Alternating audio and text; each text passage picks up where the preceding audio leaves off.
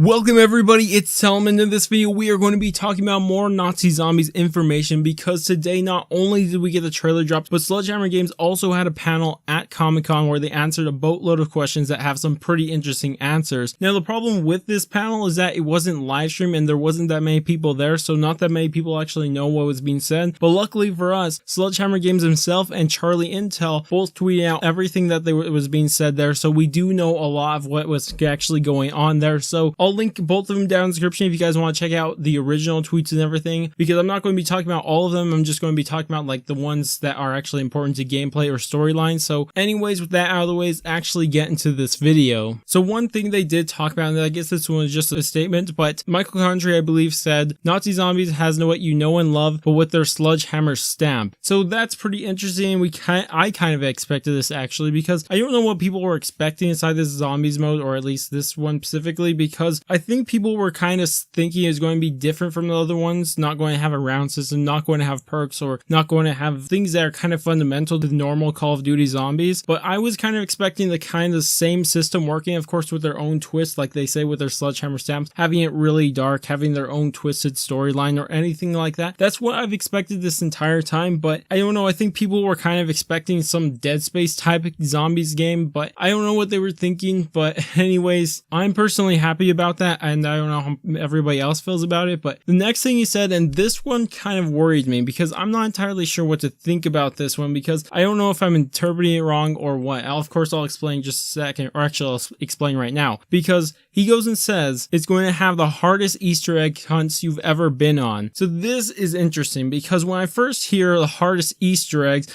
I'm thinking, no, I don't actually like the hardest Easter eggs. Of course, assuming he's talking about the main Easter egg, because I don't really think you talk about Easter egg hunts when you're not talking about a main Easter egg. But anyways, if he's talking about a main Easter egg that's going to be super difficult, it doesn't exactly sound that fun to me, because personally, I think Easter eggs are the best when they have some replayability to them, especially like the Rise of the Rocket. That's why it's one of my favorite maps, because not only is the Easter egg amazing, it's just so fun to do. Of course, it may be too easy. I'm not asking for Easter egg to be as easy as the Rise of the Rocket's Easter egg, but at least it has to have replayability mixed with challenge at the same time. You can't do it every time you want, just whenever I'm going to wake up and play zombies and beat the main Easter egg whenever I want. Of course, it has to have that challenge. You're going to fail sometimes and all that stuff. But the thing is, I don't want it super difficult where you just want to do it once to get over with and never play it again. Those Easter eggs just aren't that fun to do in the first place, and of course you'll never do them again. That's my problem with having the hardest Easter eggs. But the thing is, we're not too sure if exactly he means just that it's going to be the hardest Easter eggs, because he says the hardest Easter egg hunts you've ever been on. So I don't have a problem with the Easter egg hunt being difficult. I love seeing more challenge to actually first solving these Easter eggs instead of taking like 6 hours to complete or something like that, or to be solved. I don't really like that. I like when it takes maybe 1 or 2 days. Those are my favorite type of ones, because you can watch the hunt go on, and it's just so fun watching it for so long, or even trying and participating in it. It's just so fun. I always thought that was so cool. And if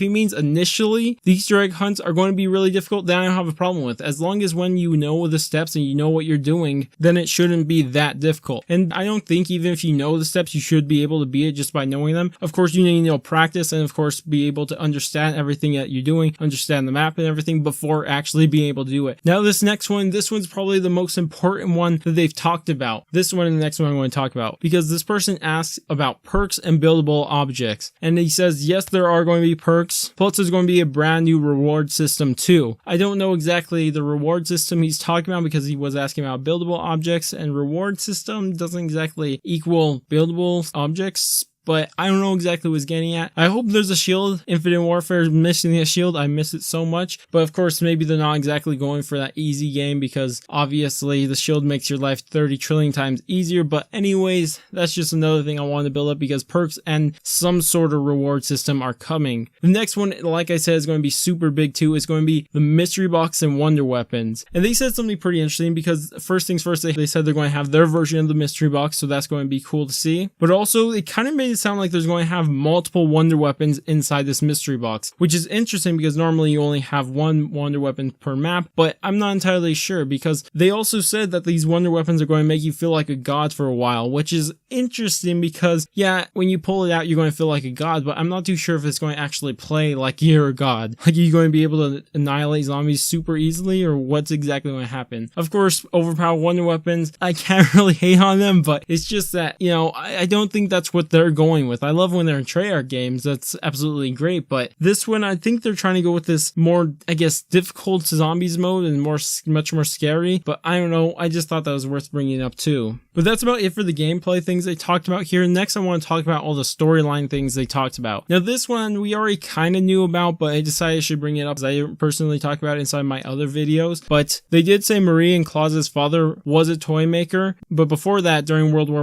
I, he actually built weapons. I don't know why I didn't talk about this in my previous videos, but that's one thing we know about him. But of course, he used to be a weapon maker back in World War I. Of course, now it's World War II. But as for Marie Fisher, she's actually a spy for the United States, and of course we knew this because she's working with the OSS, but now she's just looking for her brother. I guess that was maybe the main reason she even became one in the first place, and the reason for this is because there was a political divide inside the family, and of course she ended up taking off to the United States, and Claus stayed there with the Nazis. And this last one is pretty interesting because they said that they're going to build their story on their characters, so the focus is going to be on the characters, and the story is going to branch off from the characters. The characters are going to be the main part of this story, which is pretty interesting because I don't know exactly how I feel like about this, because I know Treyarch kind of moved into that direction with Black Ops 3. They're going to mainly focus on the characters. That was a main focus, which I don't have a problem with. Those stories can be really cool, but it's just that I'd like to focus on more of what's actually happening in the bigger world, but I don't know. Tell me what you guys think about a story based on the characters, because it sounds cool. I don't mind it. It's just that I don't know how you could do it for so long. Of course, it could last for a game or two, but I'm not too sure because you gotta have this direction you have to go in with the story, and just focusing on the characters could get you into a bad place. But anyways, that's about it for this video. Go ahead and tell me what you think about any of this stuff. What do you think about the mystery box, perks, buildable objects, the story, anything like that. Tell me what you think about anything